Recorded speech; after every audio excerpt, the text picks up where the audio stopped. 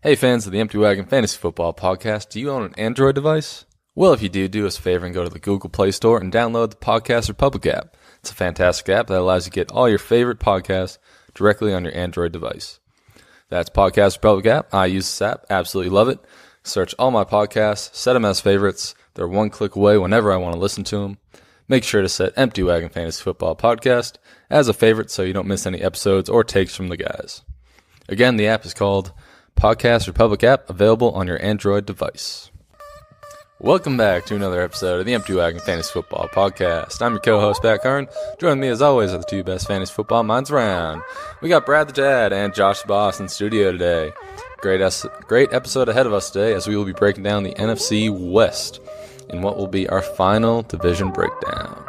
Got a few fan questions that we got thrown our way, so we'll answer those and maybe hit on a few breakouts, busts, and sleepers. Hashtag spoiler alert. But before we dive into our topics today, let's check in with the guys. Brad, you ready for me to sing the praises of James Richard Garoppolo all day, every day? Always. Because we're doing NFC West. First off, I want to say welcome back, Pat. Yeah, that's right. I was gone. Yeah, you were a little gone last week. Chose Taylor Swift over us, which... I would do it over and over again if I could. Yeah.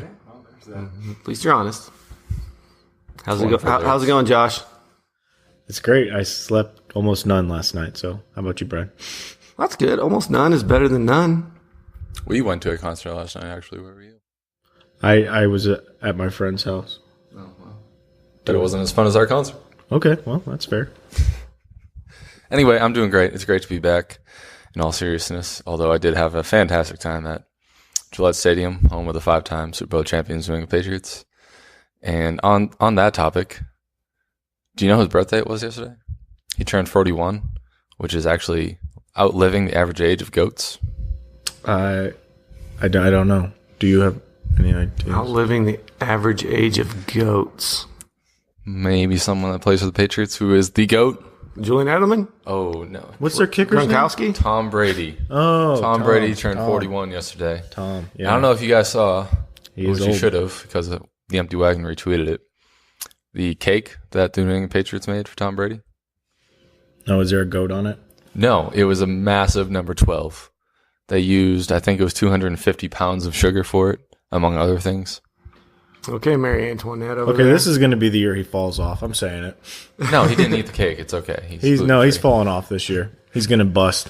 Okay, well, that's wrong. I'm just kidding. He'll be fine.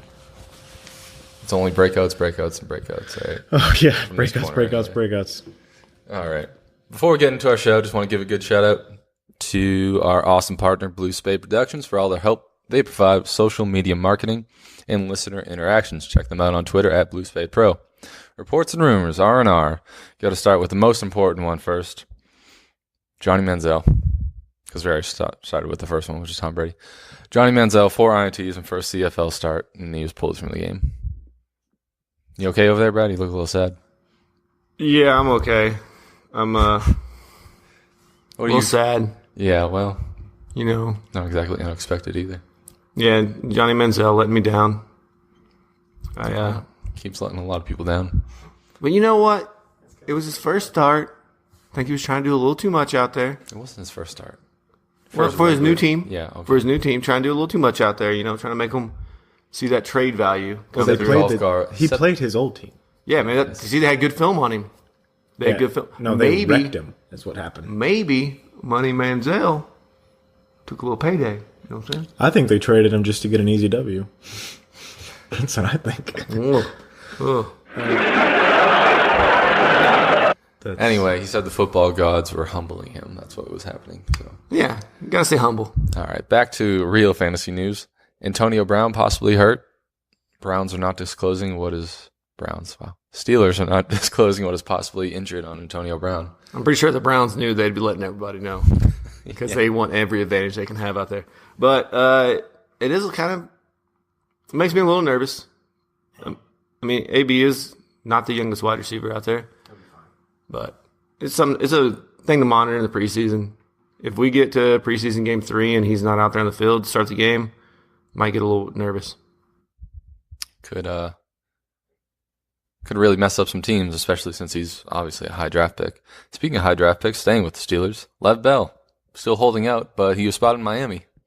Yeah, hanging out at a fine gentleman's establishment. But, I mean, Dropped a rap album. hey, he's always dropping rap albums. Follow him on Twitter. He said, "Don't make me pull a shady." Did you guys see that? No. He referenced LaShawn McCoy. He referenced people going sending people to your house. Oh, He said, "Don't make me pull a shady." huh. Yeah, there you go. That's probably okay.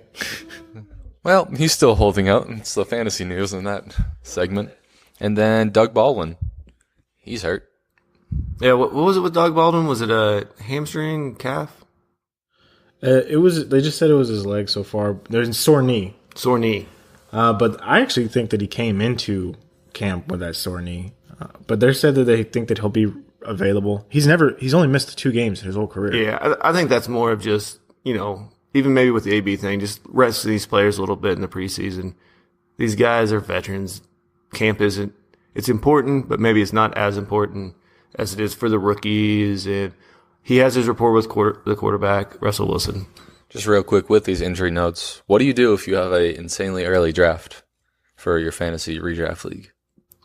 What do you do with these reports? With these reports, and I have a really early one, I get very, very nervous. I'm not as nervous about the Antonio Brown one. The Doug Baldwin one is concerning to me because he's going to miss most of, if not all of, the preseason. If you got a guy who's never missed any games, but he's injured enough to miss the entire preseason, to me that is concerning. And I don't know. I think he needs to drop a little bit in his ADP. Yeah. Also, Quincy Enunwa, broke his finger or thumb, and he's going to miss the first 2 weeks with an injury. So That's really going to hurt the Jets' chances. Well, I mean, he was a guy I know he was a guy I was high on coming back this year after being out all of last year, and this already derails it. He was out last year with a back injury, and I wanted to see him on the field and getting reps. Yeah, The Jets saga continues. we're not going to talk about the Patriots wide receiver situation. We are. Yeah, this is next. That was a great segue. To stay in the division, loop back to the Patriots. Jordan Matthews cut because of injury, and Eric Decker signed. Big news. Yeah, That's what I think about that right there. Jordan Matthews is done. Yeah. Jordan Matthews. Well, I mean, Jordan Matthews did a job. He's still relatively young. Eric Decker, though, he's old. So He's washed. He's so old. he's not washed. He's You know who else washed. was old when he came to the Patriots? Randy Moss. Everybody? Randy Moss. Everybody? Now, Eric Decker is no Randy Moss. But He just had wanted to put a that out good there. season with another Pro Bowl or Hall of Fame quarterback, He did. Mr. Peyton Manning. But that Denver offense is also insane. Prolific, some would say. Ooh. Yeah. Oh, He had a couple good years at the Jets, too, with subpar quarterbacks. that's Yeah. true. So, I mean, And the Hall of Fame game, the first football game of 2018, Oof, played this week. so exciting. it was awful. Yeah, the new helmet rule. I forgot how much I hate the preseason with the calling the penalties and stuff. Because the refs are learning too. I mean, we got to realize that. So they're going to call a lot more penalties. They're going to huddle up. It's going to take a lot longer to figure stuff out. I think there was a bad review on an interception call, but whatever.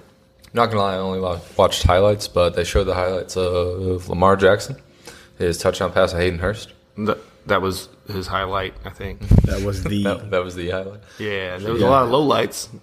He's a rookie, man. I mean, the game is a lot faster for an NFL quarterback than it is for college. Yeah, and he didn't start playing organized calling play football till he got to Louisville. Louisville, not Louisville. Anyway, that Louisville. Hayden Hurst highlight, I thought it was Hayden Hurst getting killed because I don't know if you guys saw the play before the touchdown pass when Hayden Hurst went over the middle and got sandwiched by 2 safeties. And he's old. Yeah, he's old man out there, Rookie. 25. But yeah, I out there. really thought that was the highlight because that's how bad that hit looked. But it wasn't. It was he got up. Good for him. Probably a CTE. Any other reports and rumors you want to talk about? You don't get CT from one hit. You get it. Yeah. No, I think we're good. Let's get into this divisional breakdown. Well, before that, we got a tasty treat from Brad's got a question over there. Yeah, we got a question out there from one of our fans. Roy in Indiana sent us. He's got his upcoming auction league. $200 auction league, half-point PPR. They're allowed to keep 2 players from last year's teams, but they can't be the same position.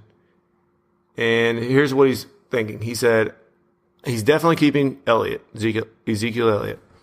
And I'm trying to decide who else to keep. My first choice was to keep Luck because he's cheap, and I think I can get him, and he'll be back to normal form. but I do think he's risky. In my second choice, I consider keeping Michael Thomas, as I would have the potential top 5 wide receiver and a top 5 running back. My only concern with Michael Thomas is there's too many mouths to feed there in New Orleans. And I still think I get Luck or a really good quarterback in the auction for around $10, due to parity with the quarterback position. He knows that Luck will go for more than $2 in an open auction once it actually comes time. He's also considered Josh Gordon. Matthew Stafford is another option he has. So the guys he's looking at is Ezekiel Elliott will cost him $52 of his $200 quarter of his budget, which is about normal for your top flight running backs. Then you got Andrew Luck's $2, Matthew Stafford's $2, Josh Gordon's $24, Michael Thomas $39, T.Y. $31, and Demaryius Thomas is $26. So what do you all think? What do you think about that, Josh? How many teams is in the league? Did it say how many teams is in the league? Is it 10, 12? I believe it's 12 team. 12 team? So I know the popular opinion would be to take one of these wide receivers that he's already got. I wouldn't pay that much for Demaryius Thomas or T.Y., not yet knowing the situation with Andrew Luck, but $2 for Andrew Luck. If he is back, and this is what I would do, I'd be paying attention to the preseason, I would take that deal because I would bank on being able to get some other top flight receivers when people start blowing their money.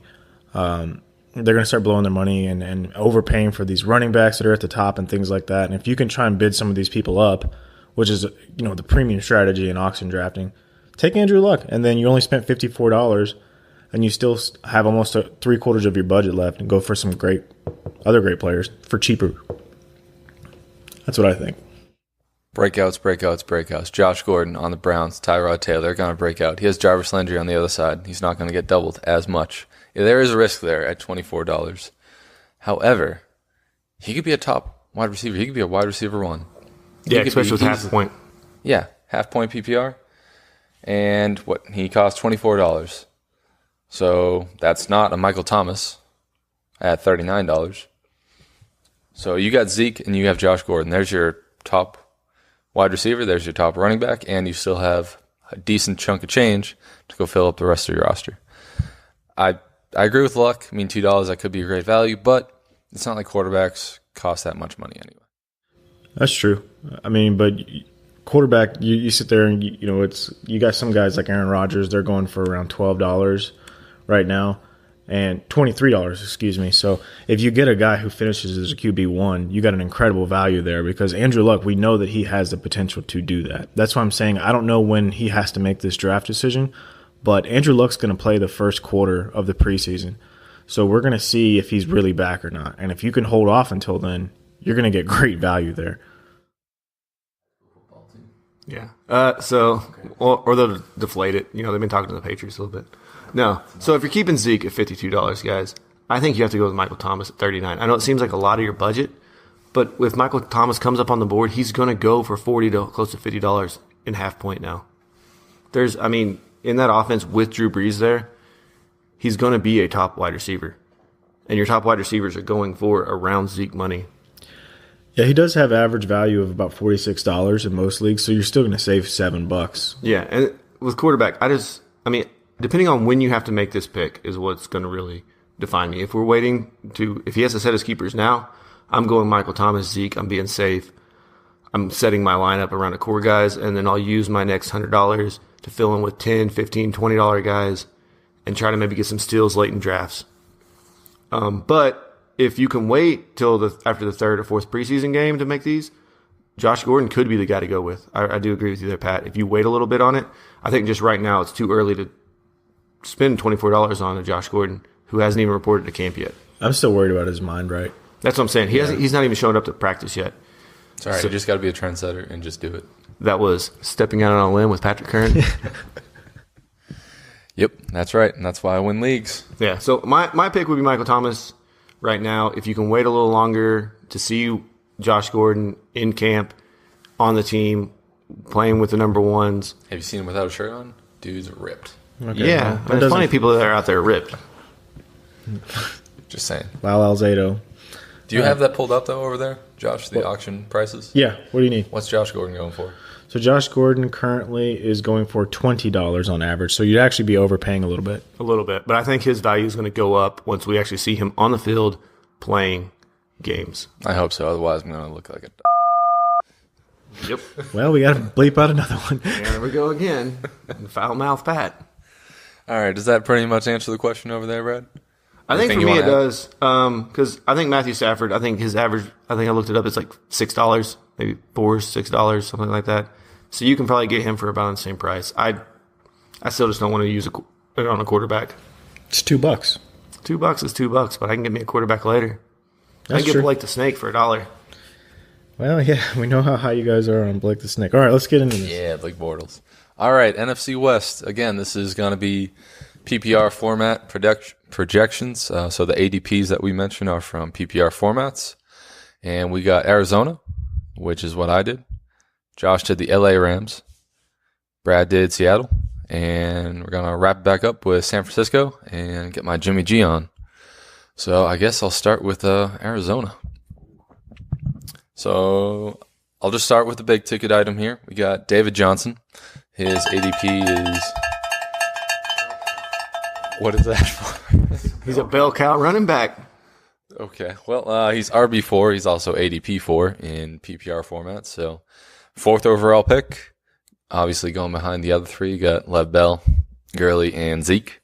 Obviously, you can jump into that top 3. It really depends on who's picking your top 4.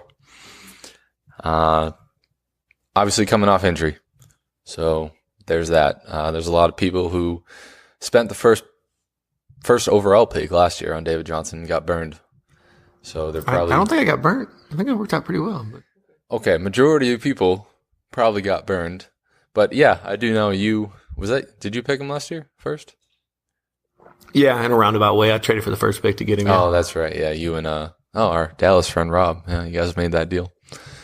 And then a guy that I was in the league with made the playoffs, picking David Johnson first overall. So they finagled their way out of it. However, there are a lot of people that got burned, so they probably are going to steer clear of David Johnson. But it could have happened to anyone, any player, any team. So there's no reason to be down on David Johnson this year coming off injury. And what's the injury? Wrist? Yeah, it was wrist last year. And I think he could have played last year towards the end. They were just out of playoffs. They're not going to risk their star running back. I'll mention Chase Edmonds is the second on that depth chart, and he's going ADP at 233. So it's David Johnson's show. It is David. It's very much David Johnson's show. But just throwing that name out there, if you really want to get your last pick in there, Mr. Irrelevant, maybe Chase Edmonds. Who knows? Might be a good pick. But if he does get injured this year, they're probably going to have to go get another running back because don't rely on him. All right, quarterbacks. Believe it or not, Josh Rosen has a higher ADP than Sam Bradford. I don't know why. Because Bradford's the starter right now. I think right now it's because a lot of these ADPs are up based off of dynasty and stuff. A lot of your main leagues haven't kicked off yet. So I think it'll right the ship later. I sure hope so. Because Rosen's not going to start. He might get some of the action towards the end of the year. Well, he's going to play. And why is that, Josh? Sam Bradford always gets hurt. Okay, Sam Bradford, yes, he's injury prone, but he is a good quarterback. I don't know why people are down on Bradford. He's not a bad quarterback. He showed health. Yes, all right, health. But when he's healthy, he is good. It sounds like a very similar argument to a tight end that we always talk about. Jordan Reed? Yes. Well, the issue with Bradford is that he doesn't have a great arm. He doesn't have that long, the deep ball he can't really make the long passes. He's all about those slant routes. Well, it seemed to work in Minnesota. But your difference between Bradford and Jordan Reed is that when Jordan Reed's healthy, he's a top 5 tight end. When Bradford's healthy, he's a startable quarterback. I'll take that. That's all I want in fantasy. But, I mean, matchup based starting. He's not a number one for set it and forget it. I disagree. All right. I think this is stepping out on a limb with Patrick Curran. I disagree. I think Bradford could be... I wouldn't draft Bradford, no. Which is great because no one else is going to draft Bradford, so I'll stream him all day. I'll stream my quarterback. I'll stream my defense. I'll stream my kicker. I'll load up on wide receivers and running backs, and I'll win my league. All right. We're in a league together, so we'll see. Yep, it's going to happen. Larry Fitz, ADP 34. That's wide receiver 15. He's getting older, but man, is he Mr. Reliable in fantasy. He really is. And what'd you say about those slant routes? About what? Those slant routes that Bradford loves? Hey, that's what Larry Fitzgerald specializes in. That's what he is. He's a slot guy that runs a lot of slants. So that's a matchup made in heaven if I've ever seen one. Yeah, I think that's a hell of a deal for Larry Fitzgerald. So he's going 34. That's right about where I expect him to go. I don't think I'm going to take him any higher. What receiver overall is that? Wide receiver 15. Oh, such a great deal. It is a great deal. That's what I mean. But people see Larry Fitz, they see the Cardinals, they see his age, and they kind of steer clear. If you look at his stats, like I said, Mr. Consistency. I had him last year. I loved it. Started him in my flex position like every week. He finishes the number 4 overall receiver. Yeah. That's incredible. And he hasn't finished worse than 11th in the past 3 years. So he's finished as a wide receiver 1 3 years in a row. Yeah. That's incredible. Don't sleep on Fitz. And if you get him in the third round, you're walking away pretty happy with that third round pick. Yeah, because he's going to be your wide receiver 2 or 3, and you got wide receiver 1 value. It's love him. Yeah. So is that? Can you call that a sleeper?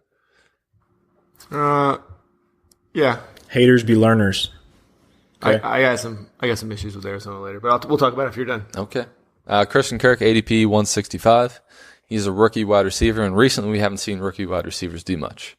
So I fear that the recent memory of rookie wide receivers just essentially busting are going to affect this year in drafts, which is good for me because I'm not going to fall into that law of recency and just affect my thinking on rookie wide receivers.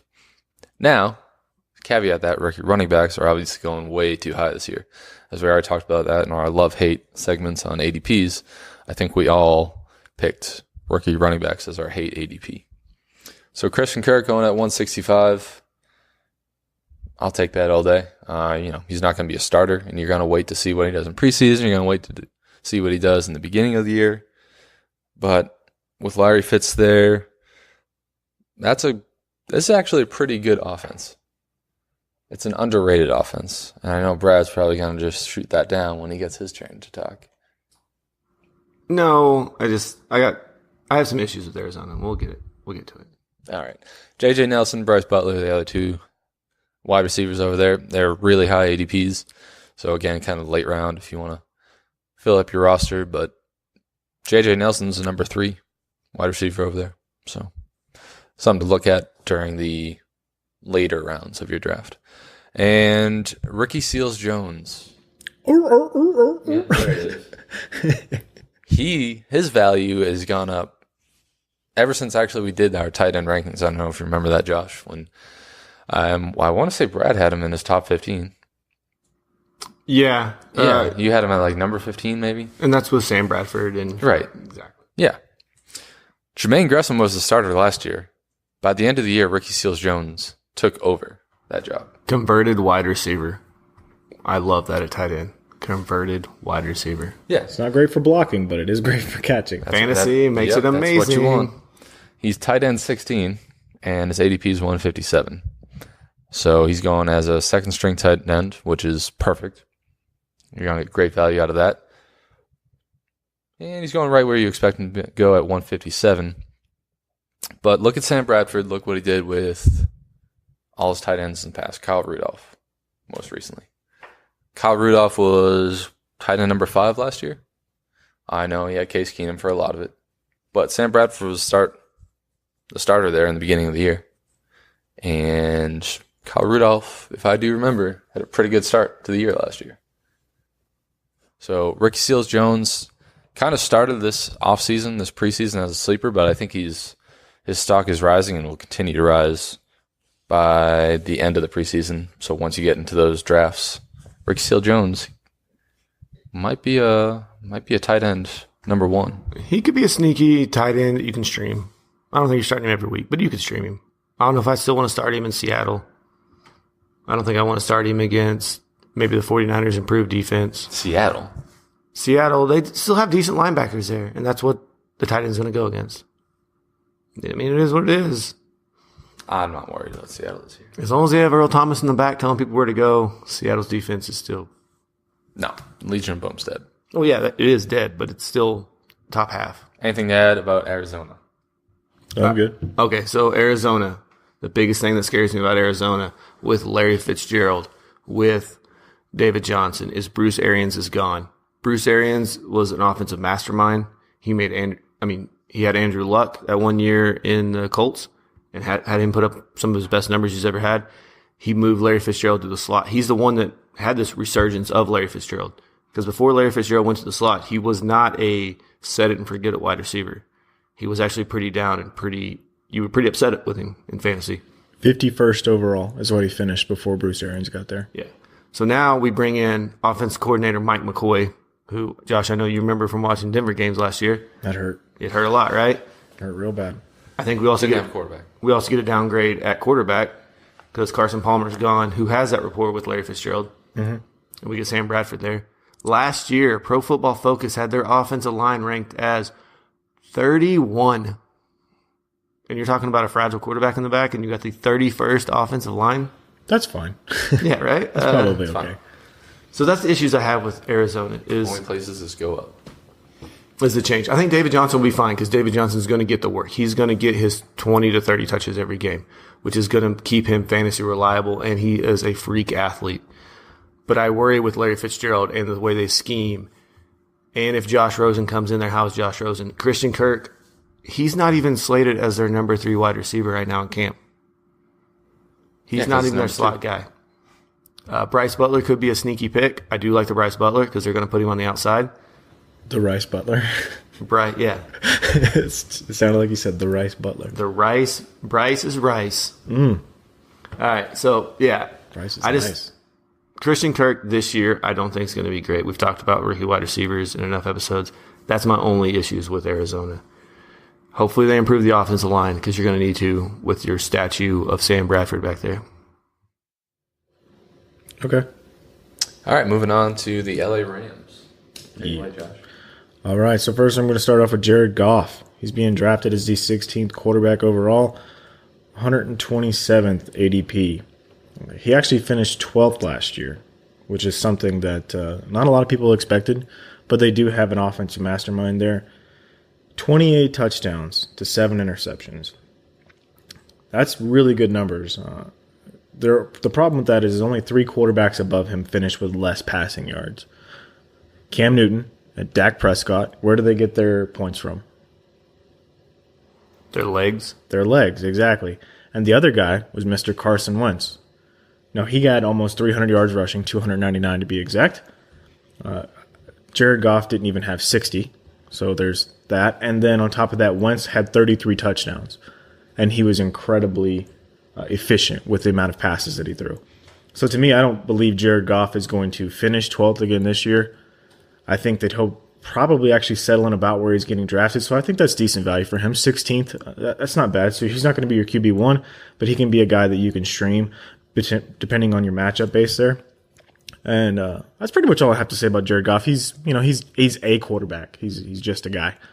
Then you got Gurley, number 1 pick overall, Mr. Todd Gurley. Now, 1,300 rushing yards, 13 rushing TDs, 4.7 yards per carry, 788 receiving yards. That's over 2,000 yards of offense, gentlemen. I don't know if you guys are doing the math. 64 receptions, 6 receiving touchdowns. He almost had 20 touchdowns last year, 19 overall. That will not happen again. I agree. Thank you. Now, basically the entire offense ran through Todd Gurley because Sammy Watkins wasn't very familiar with the offense yet. They're still trying to break in Jared Goff and turn him into an NFL quarterback. The receivers weren't great. Cooper Kupp was still a rookie. Sammy Watkins didn't know the offense. Robert Woods was the only guy that was going to actually be pretty decent. So now, Todd Gurley, 1,300 yards. I'm not saying that can't happen again. I think that's okay. But the touchdowns, there's no way he's getting close to 20 touchdowns again. I mean, 15 maybe. I'll give you 15. But 788 receiving yards, that's so much for a guy. And he had a lot of breakaway plays. Now, do I still think he's in that top tier of running backs? Absolutely, 100%. You're going to take him in your top 4 overall in almost every single draft. But don't expect the same kind of productions. He was a sleeper pick last year. If you had him on your team, he was probably your MVP, and you probably rode him all the way to a championship, Brad. And then it worked out really well for you. But just make sure you don't have your hopes up. Now, he's still going to end up producing. He's still going to be great. But don't overvalue him too much. Now, we're going to get into the receivers right now. I put a question up on Twitter. I thought, I asked everyone, which receiver do you think is going to end up, having the best season in PPR? And then I got 57% of the votes said Brandon Cooks. 36% said Robert Woods, and only 7% for Cooper Kupp. Problem is last year, Brandon Cooks wasn't on the team. Cooper Kupp actually had the most targets on the team, and he finished as their number one receiver as far as fantasy production. Dropped a lot of touchdowns. Hold on. I'm not there yet. Hold on. Brandon Cooks is going 56th overall. He's going as the 26th wide receiver. He finished with a 57% catch rate last year. The last 3 years, he's finished as the 15th, the 10th, and the 13th wide receiver. So almost wide receiver one consistently. Now, the issue with that is that he's had some pretty good quarterbacks, right? I'd say Drew Brees, Tom Brady. Yeah, but I mean, Brady couldn't get in the ball all the time last year. Yeah, Cooks was outran his arm a few times. Yeah, well, I mean, Brady is old. He's 41. You're running around like a chicken with your head cut off. It's hard to throw to you. And he was your head knocked off too in the Super Bowl. Yeah, he was a non-factor in that Super Bowl too. So I think the issue with Brandon Cooks is that we don't know how he's going to be utilized yet. We saw how they utilized Sammy Watkins. I understand that they paid Brandon Cooks. But just because you get an NFL contract and you get paid doesn't mean you're going to necessarily produce. I understand you can want all day, but that doesn't necessarily equate to production. So I'm a little bit worried about it. But he is going as 26th overall. So if he does give you that wide receiver one upside, you're going to get a great value. I'm just worried that he could be a bust right there where he's going. This is one of those things that I thought a lot about. I put a lot of effort into it. And I think the receiver who gives you the best value is Robert Woods. Out of these three. I know it's not sexy. Brad's looking at me like, ugh, gross. I like it. I know, but so last year he finishes the 32nd wide receiver overall. How many games did he play? He played 12 games. Now, the thing is, if he would have played 16 games on the pace that he was at, he would have finished 16th overall in PPR. Interesting. Where's he going in drafts? He is going as the 42nd wide receiver, 99th pick overall. Interesting. He's actually got a 66% catch rate, which means that he caught 9% more of his passes than Brandon Cooks did last year. So it means he's a little bit more efficient. And he's also plays a similar role. He goes against the deep ball. Now, I actually really like Robert Woods. A lot of people even agree with me on Twitter. I know you're a Brandon Cooks truther, Brad, so you don't like this conversation at all. But the guy balled out last year. Can he stay healthy? I don't know. But if he does, him and Jared Goff have an obvious connection because he was going to be their wide receiver one, and he was going to give you high wide receiver two upside. So Cooper Kupp is the last one. He's going as 90th overall, the 37th wide receiver. He finished 25th last year. He did drop a lot of those red zone catches, but he had 5 touchdowns. He had 869 yards, but a lot of that was because Robert Woods got hurt. When Robert Woods was there, he was the clear number one guy. And I just don't think that chemistry goes out the window just because you paid Brandon Cooks a bunch of money. I'm sorry, I just refuse to believe that. So if it's me, I might pay for Brandon Cooks based on where he's being drafted because he does have that upside. But to me, the clear value here, Robert Woods all day. The tight ends are not a factor in this offense. That was very apparent last year. Do you guys know what the tight end's name for the Rams is? Everett. Yep, Gerald Everett.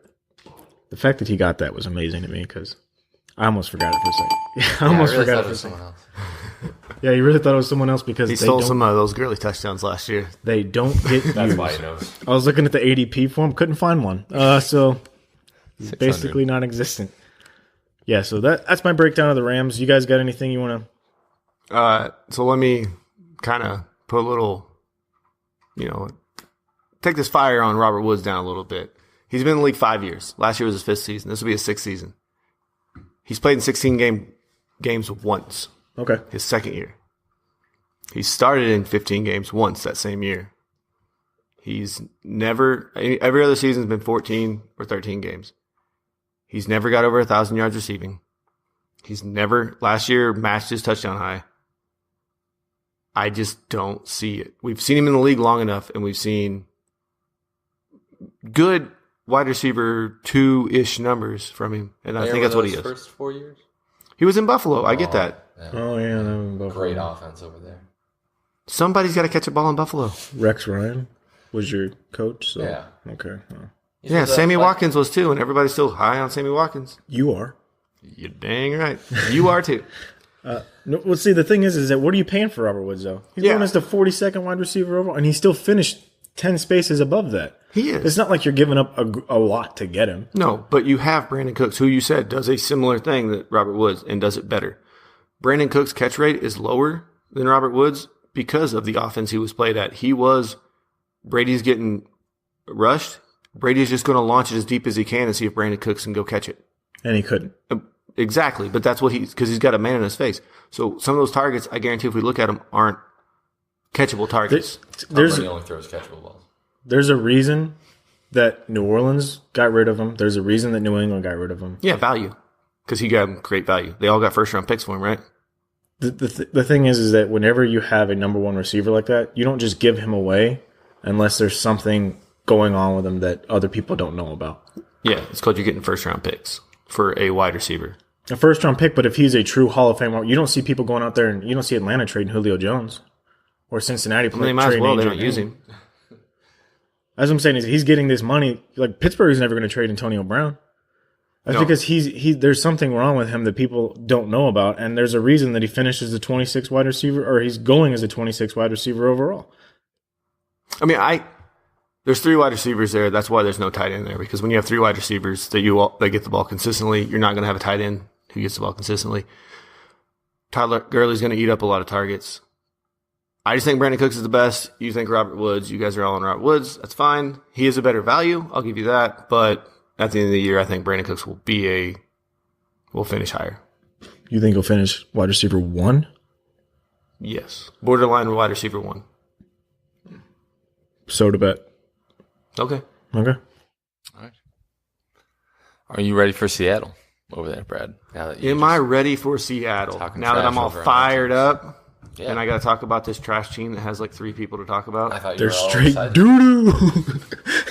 So, first thing I want to say about Seattle, since I talked bad when Pat was talking up Arizona, and they had the 31st, Arizona had the 31st offensive line last year. You want to know where Seattle ranked? Probably 32nd. Nah, 22nd. 27th. But they're still down there in the basement. They did add Dwayne Brown last year, halfway through the season, and they re-signed him as a left tackle, probably the best left tackle Russell Wilson's ever had.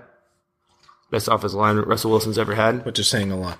And Dwayne Brown even said last year when he first got there, it was weird playing with a mobile quarterback like that because Russell Wilson ran around so much, he didn't know where he was. He was used to playing with Tom Savages and Matt Schaubs and all those other Houston quarterbacks. That word doo-doo. They just stood back there.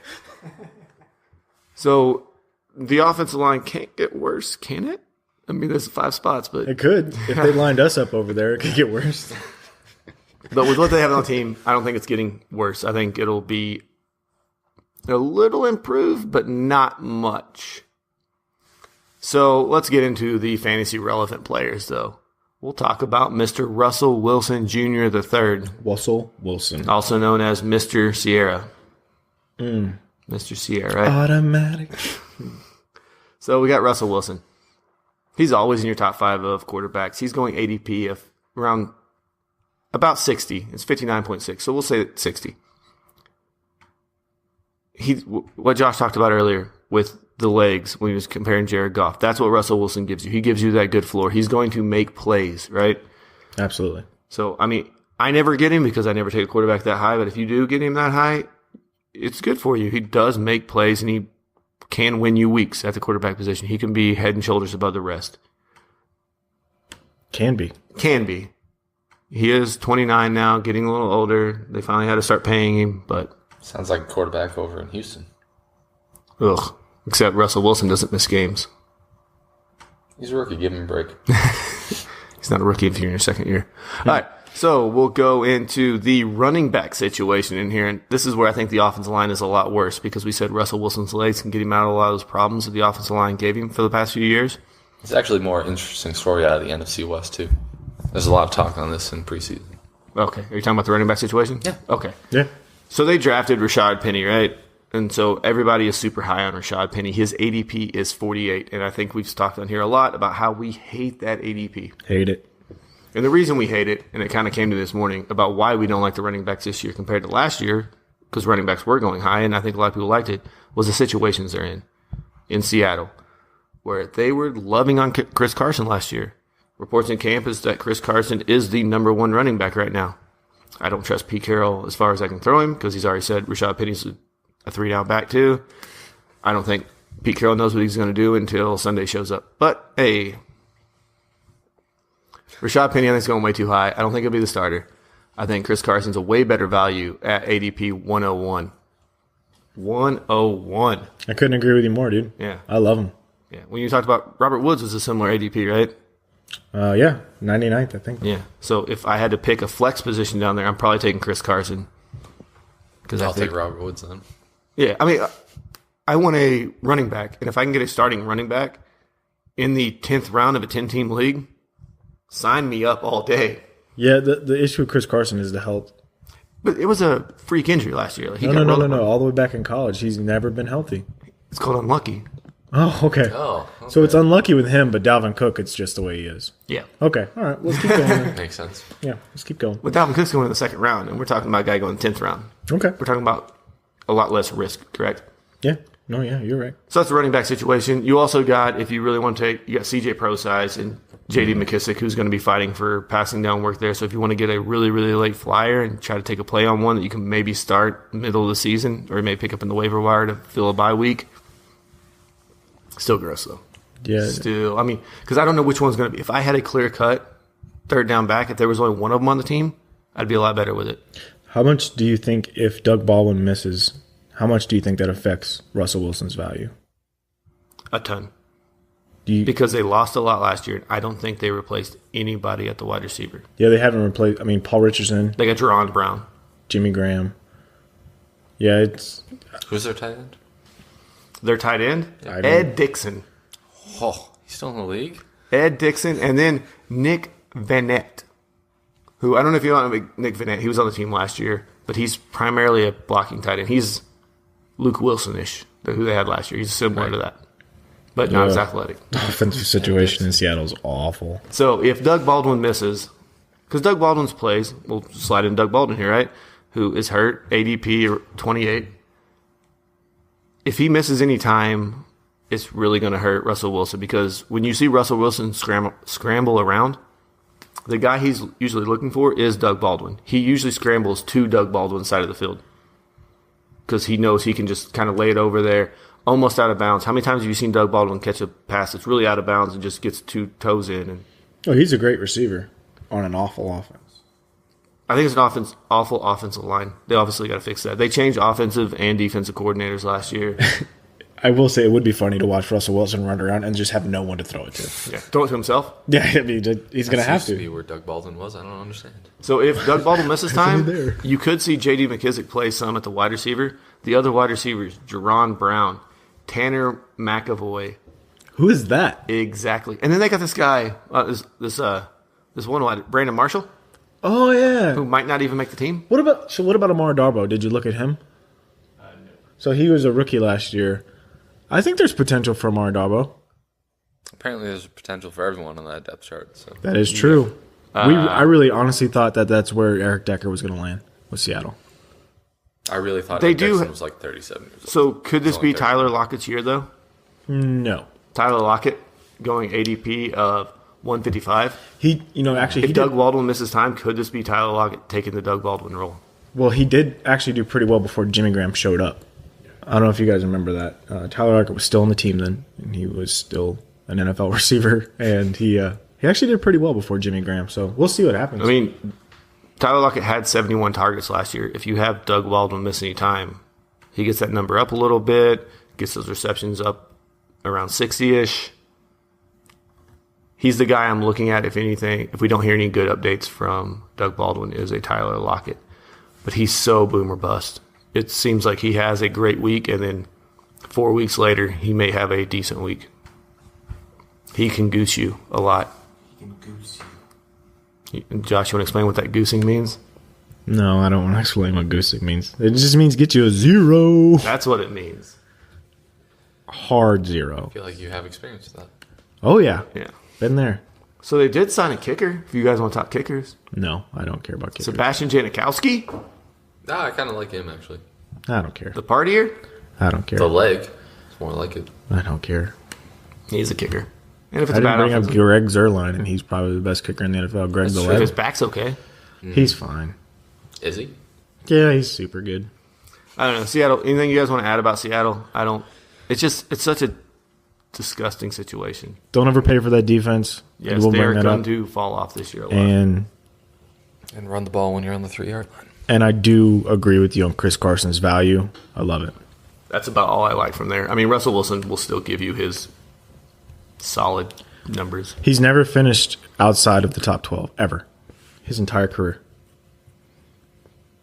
Yep. Well, roll out the hype train and the excitement for the San Francisco 49ers. And who better to start with than my boy, Jimmy Garoppolo. We'll fix it in post. ADP 101, going at QB 10. QB 10. Who's taking Jimmy Garoppolo? Or who's not taking Jimmy Garoppolo, is what I should say. I mean, he's... so much potential. Oh, so much. There is. And he's going at QB 10. Now, I'm not a fan of drafting quarterbacks high. So, hopefully, there's other players in your league that also like this theory of not drafting high. That way, the Tom Brady, Aaron Rodgers, Deshaun Watson, all those guys that are going to be the first quarterbacks off the board kind of slip to the later rounds, because then you can get Jimmy even later. But if you're me, I'll probably, sit there and see him start climbing on that best available board, and I'll start thinking about drafting Jimmy Garoppolo, because there's no limit to Baby Goat right now. All right. There is. It's his touchdowns. Nope, there is none. And interceptions. He's got a great head coach with a great offense. Okay. All right. All right. His wide receiver depth chart is not only talented, but it's deep. He's got two very capable backs back there, and we'll talk about that in a second. And then pretty sure Brad likes George Kittle. Yeah. Yeah. Kittles and So bits. what's not to love about Jimmy Garoppolo? So if you listen to our last podcast when they talked about the draft room tips or whatever, know your players, know who's in the room. People are probably going to do this because actually Rob did this to me in our dynasty draft. He picked Jimmy Garoppolo, literally the pick right before mine, And then he tried selling you to and to he you. did sell him to me because But he literally tried to in the draft room. Oh. As he hit the pick button, he Yeah. was trying to sell him to you. yeah, we had a miscommunication where I thought we were going to work out a trade before he drafted him. Then he just went ahead and drafted him, and he broke my heart. But that's all right because I picked Julian Edelman, and then he got suspended. Anyway, neither here nor there. Jimmy Garoppolo, ADP 101, QB 10. He's a quarterback worth drafting because he's going to finish in the top 5 MVP voting this year for NFL. Yeah. So do you know how many touchdowns he would have thrown if he would have finished with 16 games? Just on his pace. Well, he had 7. So 18. Which would have put him right in line with Jay Cutler, who had 19, Joe Flacco, who had 18, Eli Manning, who had 19, and Deshaun Watson, who only played 7 games, one more game than him. He actually had 19 touchdowns. So And then his interception numbers, he threw 5. 5. So he would probably finish in the neighborhood on that pace, about 15 on the year. And ratios, don't think that's good. But hey, It's not good. It's not good. Okay, how many games did he play? 6. Okay, how long was he there? How many weeks? He got traded, right? He did? Yep. Okay. and let's talk about these high-powered defenses he played against. Chicago, Solid. Houston, Solid. no J.J. Watt.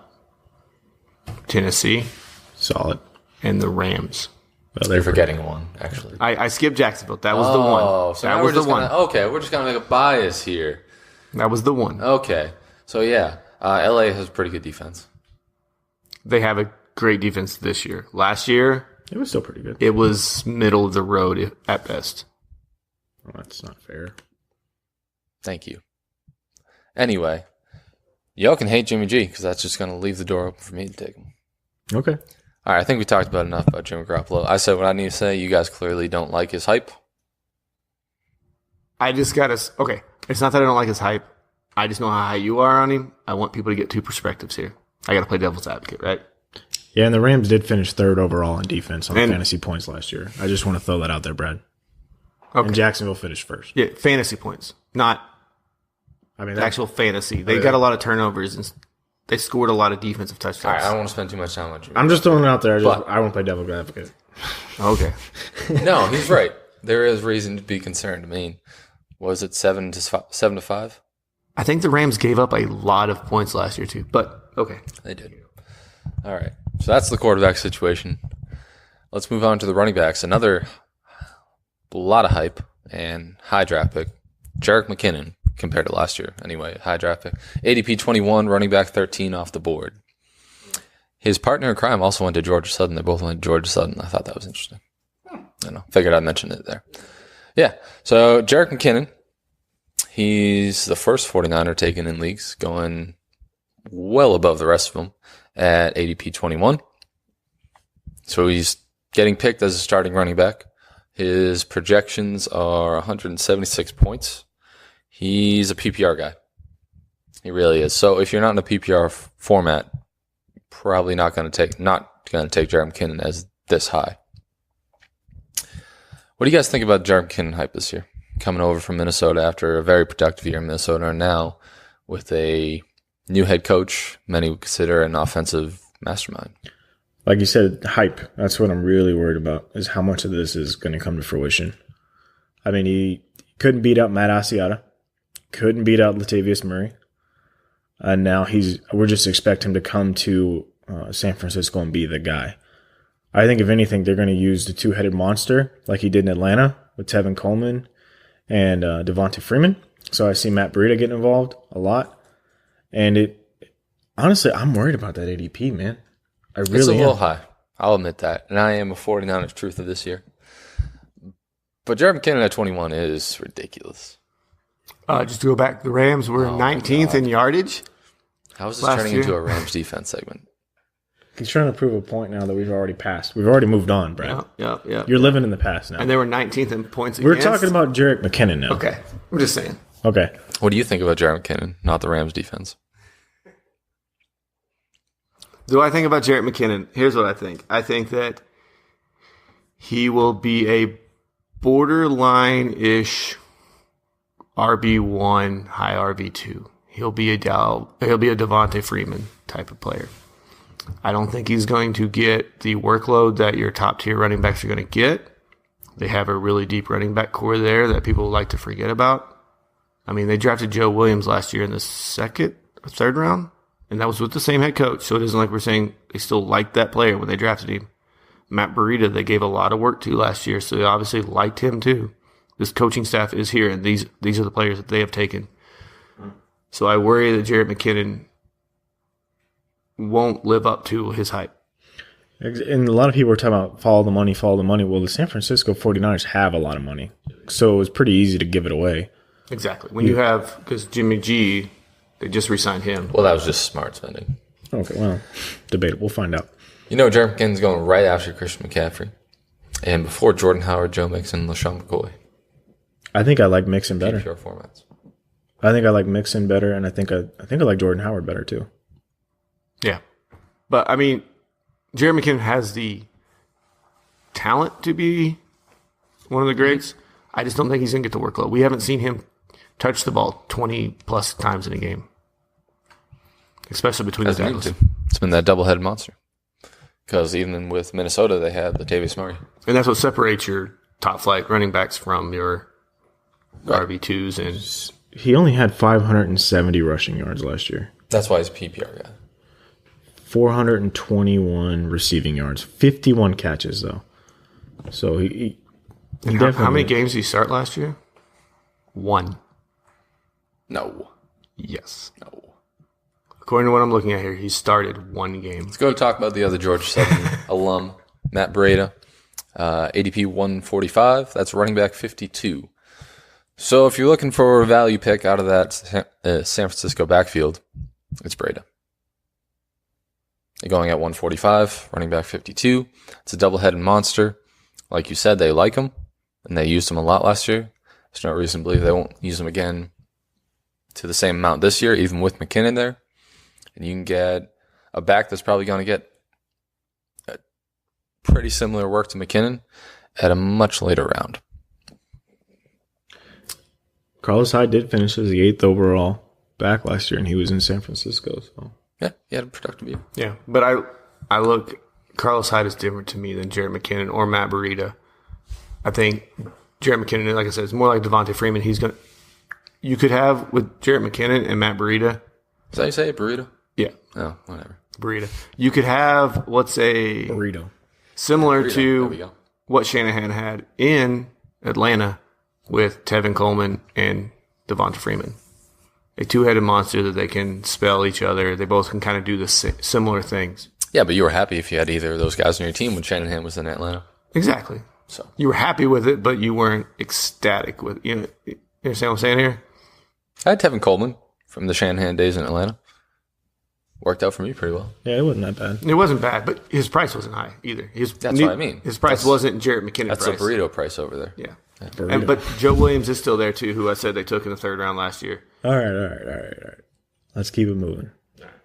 Pierre Garçon, ADP 76, wide receiver 32. He's showing flashes in camp that he's going to be the number 1 receiver in San Francisco this year. He's gelling with A little Dr. Scholl's yeah, reference. gelling with Jimmy Garoppolo. They're really making that chemistry. And he's fighting with Marquise Goodwin for that number 1 role, who's ADP 97, wide receiver 41. So you got those 2 receivers who are battling out for wide receiver 1 position. This could turn into a similar Detroit Lions situation where you got Golden Tate and Marvin Jones there, who are both Golden Tate's the number 1, but Marvin Jones gets wide receiver 1 numbers. I think this Pierre Garçon and Marquise Goodwin situation could be a very mirrored reflection of that Detroit Lions situation where you have 2 guys who are going to get you pretty good numbers, and at those ADPs, you're going to be pretty happy about it. Those are flex ADPs, and they could be, at the end of the season, that could turn into your wide receiver 2. I won't be as bold to say wide receiver 1 numbers, but it could be wide receiver 2. Yeah, Free fantasy league. I like these guys a lot, actually. Trent Taylor is going at a higher ADP than Dante Pettis at 232. That's Dante Pettis, and Trent Taylor's 199. Dante Pettis is lighting it up in camp. The 49ers love him. Jimmy Garoppolo's giving him a lot of balls, and again, they're gelling. They're meshing. That offense, it's high-powered offense right now. They got the mesh installed. That's going to be the Rams offense this year. Rams offense last year is going to be 49ers this year. Okay, we'll see. And then we got George Kittle going at 110. That's tight end 11. So Trey Burton, Jordan Reed going before him. Then you have Kittle, and right after Kittle is Jack Doyle. So another pretty good value, similar to tight end we already talked about. Ricky Seals-Jones, another tight end that we talked about that has kind of at the beginning of the season had lower value, but now as preseason's ramping up and these guys are in camp, their value is just shooting through the roof. Right, Josh? Shooting right through the roof. All right. And that pretty much wraps up the San Francisco offense. You get a great quarterback at the helm. They got a decent backfield, that 2-headed monster. A lot of depth at wide receiver. And a very capable tight end who at least you know the name of. Yep. So, talk about Pierre Garçon and the great one, Marcus Goodwin. The great So great. He had great numbers last year when Jimmy G came in there. He had some really, really good weeks. Outside of the last 2 games where Yeah. they played Jacksonville and the Rams. But I think he was the only wide receiver there, too. So we had Pierre Garçon, who's going to be, I don't think he's going to get touchdowns. He's going to get your receptions. He's going to be a solid floor wide receiver, kind of comparing Jimmy Garoppolo back to when he was at New England. He'll be more like a Julian Edelman, not getting touchdowns, getting a lot of receptions, giving you a safe floor, but not really having that ceiling you want from your number 1 wide receiver. Goodwin could be that guy that could blow up and have great weeks, and then he could have those down weeks when they go up against a Jacksonville and he's got to play a Jalen Ramsey and has the tight coverage and the safeties over the top. These are the kind of guys, though, that I'm looking at as my value picks. Oh, yeah, especially this late. Like, I love both of them. Like, both of them you're happy with because they're not going to be your starting number 1 wide receiver you probably drafted. Don't Yeah. sleep on Dante Pettis either. Rookie. I want to What see. did I just tell you about law of recency? Exactly. I'll take a nap right now. I don't even care. I think I can wait. I don't need to draft him. I think I can pick him up in the waiver wire if anything happens to a Pierre Garçon or something like that and frees a spot up for him. Don't draft a defensive kicker. Spend your last pick on Dante Pettis. But eventually when the last season starts, I need a defensive kicker, and I'm dropping Dante Pettis for my Right. defensive kicker. Okay, fine. You can drop them when the season kicks off and Yeah, then pick and them that's the back thing. up. Yeah. So But that's what I mean. that's just my point on it, because there's a lot of targets to go around between McKinnon, Garçon, Goodwin, Kittle, and then I'm getting down to Dante Pettis now, and it's Yeah, I can see that. Well, just gotta go break some legs. All right, well, that's pretty much it on that. Anything to add to the NFC West? Any teams, any players, any sleepers that you guys like, any busts that you think is going to happen? I do want to say this real quick. There's something I forgot to mention. Todd Gurley actually led the NFL in running back fumbles last year with 5. one of them was a terrible goal line rule where you touch the pylon, it's a touchback fumble. Against Seattle, they That's lost him a still touchdown. called a fumble in the statute. Yeah, but it's a terrible rule. I just wanted to mention that it is very relevant. So 5. Sound like Raiders fans are a fan And of he the still tuck finished rule, number so. one running back. So if he gets that number down, Yeah, number one running back plus. Oh, all right. Okay. He did finish with 41 more points than the second best running back. So that's a lot. It is. In case you guys want to do the math. Well, that's another great episode wrapping up. Unless we have anything else to add, I think we answered our fan question, which was fun. That auction kind of gives you a different perspective. And then we wrapped up the NFC West with the Arizona Cardinals, LA Rams, Seattle Seahawks, and San Francisco 49ers. So from all of us here at the show, thanks again for tuning in to another episode of the Empty Wagon Fantasy Football Podcast. Join us next week for another episode, possibly breakouts and busts. If you want to hit us up during the week, find us on Twitter at TacJonesandBrad, at FFJoshHughes for Josh, and at HattrickPat37 for myself. And follow the podcast at EmptyWagonFF for the show and all your news. Have a great week, everyone. Stay tuned for more updates and fantasy football advice. Hattrick out. Later.